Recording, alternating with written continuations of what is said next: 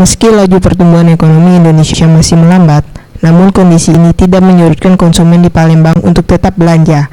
Hal ini dapat dilihat dari omset penjualan retail di salah satu mal di Palembang.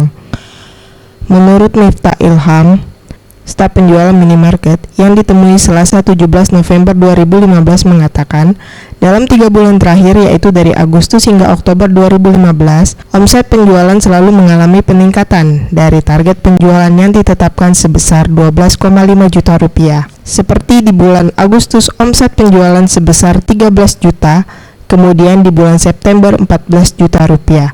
Sementara hingga pertengahan bulan November telah mencapai 15 juta rupiah.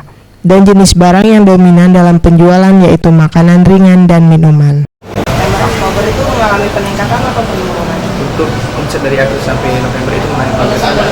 Setiap bulannya minimal growth itu di atas 100%. Dan misalnya ini dari Agustus sales kita 13 juta. Untuk bulan selanjutnya itu bisa mungkin peningkatan dari mungkin 14 juta average-nya. Untuk bulan ini sih average-nya bisa sampai 15 juta. Ia juga menambahkan, untuk selalu meningkatkan omset penjualan, pihaknya selalu mengadakan promo potongan harga di sejumlah produk agar konsumen selalu tertarik untuk berbelanja. Mega Dwi Handayani, Ferry Jati Nugroho, Sriwijaya TV.